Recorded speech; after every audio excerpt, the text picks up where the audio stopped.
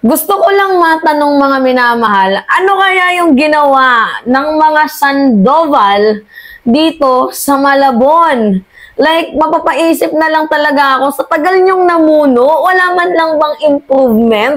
Ako'y nagtatanong lamang bilang isang taxpayer ha. Grabe mga minamahal, nung pumunta ako, ang baho. Tapos meron akong mga nakitang basura, not unlike dito sa Pasig, na kada kanto, wala kang makikitang basura. Maybe mga dahon na galing sa puno na nalaglag, pero yung mga plastic, bottles, at kung ano-ano pang etc. ang mga chicheryang basura, wala talagang makikita dito. Sobrang linis. Nung pumunta ako sa Malabon mga minamahal, dahil meron nga akong friend, grabe, hindi ko expect. Bakit naman ganoon? Tapos meron din akong nakitang post, mga minamahal. Tingnan nyo, tingnan nyo yung sitwasyon ngayon sa Malabon. Papakita ko sa inyo, ha? Yan. Ganyan din yung nakita ko.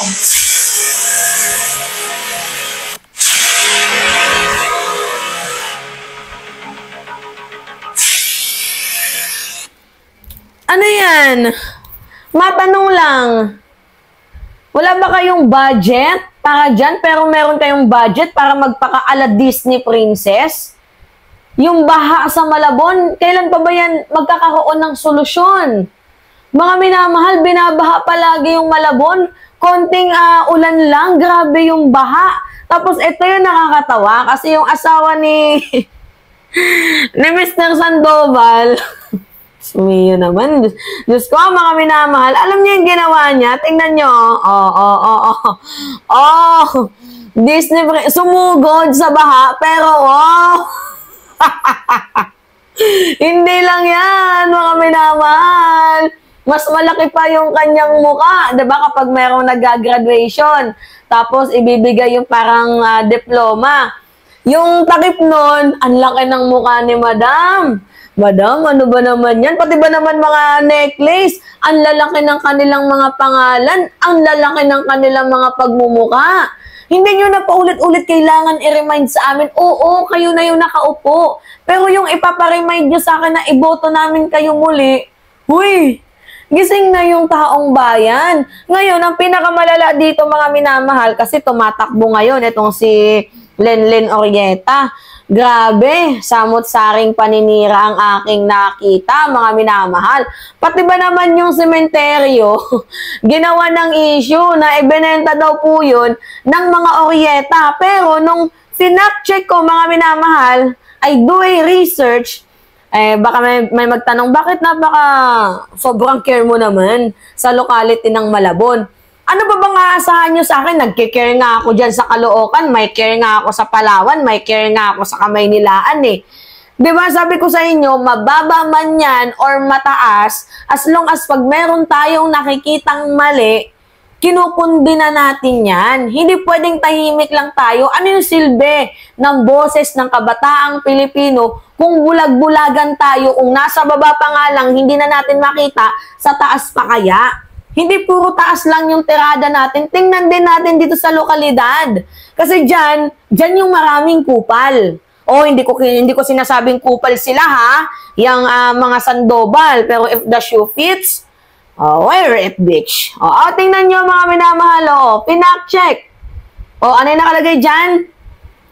Tugatog Cemetery in Malabon, not sold to private entity to undergo redevelopment. Kaya naman pala, mga minamahal, under renovation. Alam niyo yung renovation?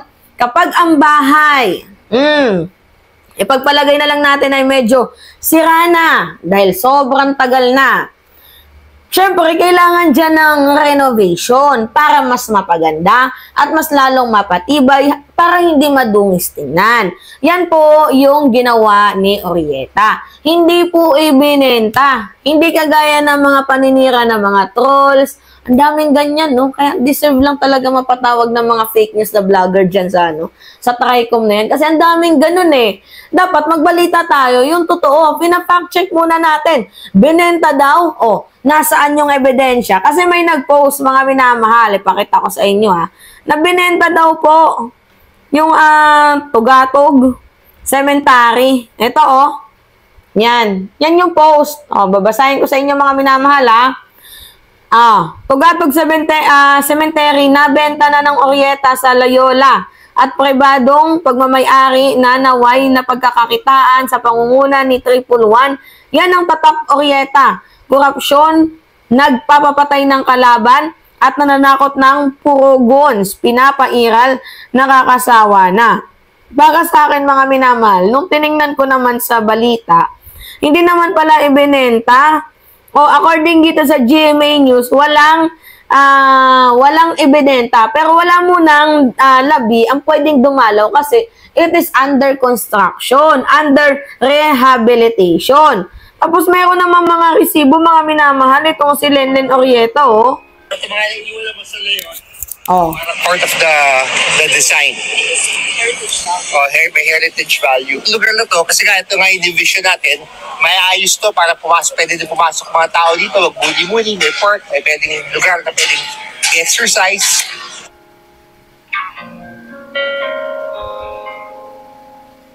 Well, unang-una kasi wala nang nalilibing dito.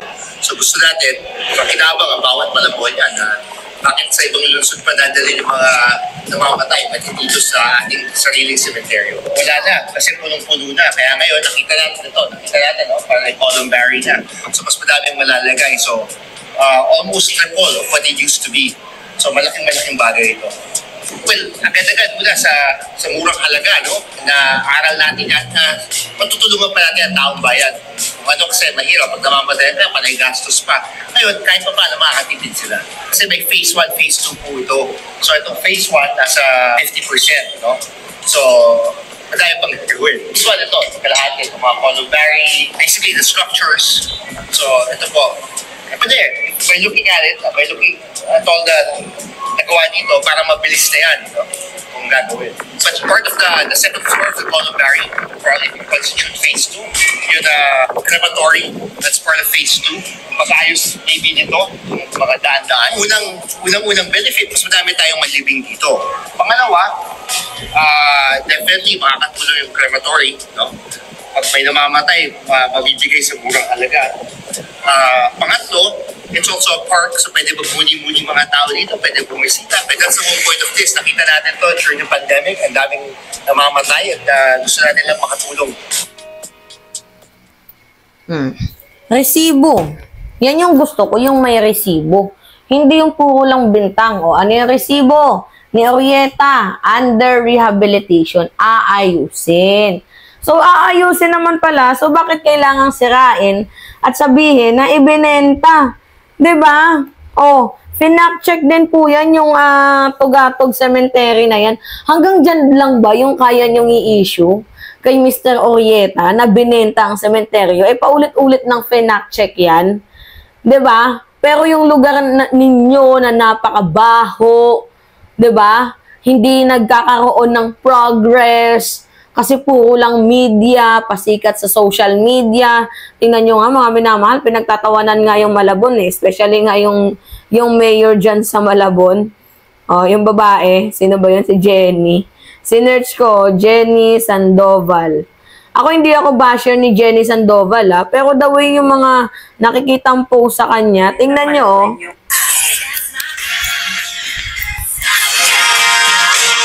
oh. Ano nakalagay dyan? Oh, sikat na naman si ating Mayora Sandoval sa pagnanakaw ng 392 million. Hoy, hindi sa akin galing yung post na yan, Oh, yung post na yan, mga minamahal, galing dito kay Joanne Rose. Oh, Malabon Mayor Sandoval. Pinagpapaliwanag ng COA sa nawawalang 392 million. Oh, COA flags discrepancy in Malabon 2023 cash and bank. Grabe, mga minamahal. Kung yung babae nga ganito pa lang, how much more pa kaya kay boss, 'di ba? Sikat na naman si Madam, Grabe talaga yung Malabon. Ano ba yan? Parang debo ni Madam, Tingnan ninyo, mga minamahal. Hoy, nagko-komento lang ako, Base ang aking nakikita dito sa sa mga post at meron namang mga article. Oh, tingnan ninyo, yung mani ni Mayora, pati ni Bossing Ricky. Oh, wow! May pangalan. Ang angas naman. Oh, ano pa ba? Oh, eto, pagka Disney Princess. Oh, pang photoshoot. Ay, ang galing. Diba? Oh, si Mayora Jenny Sandoval mas inuna pang pumorma sa Sona kaysa ayusin ang baha sa Malabon. Hindi sa akin galing post yan, ha. Nakita ko lang sa TikTok yan. Uy, ano ba naman yan, Mayor? Kaya ganda-ganda naman ni Mayor natin, pero yung lugar kaya pangit-pangit. Ay, nako. Oh, mawala pa kaya si Mayor Jenny sa dami ng mukha niya sa trap? Ay, ang daming mukha sa trap. Wow! Angas, no? Oh. Ay, oh, ito yung mga simple, mga minamahal. Naka Louis Vuitton, na umaabot milyones yung yung gamit, partida. Alkalde pa lang yan, ha? Masyado naman atang pinagbigyan ni Mister yung gusto ni Mayora na simpleng bag. Nagtatanong lang, di ba? So, ang akin lang naman, ayusin sana yung lugar ng Malabon. Hindi puro paninira. We need a transparency and we demand for accountability. Alright? Yun lang mga minamahal. Ingat!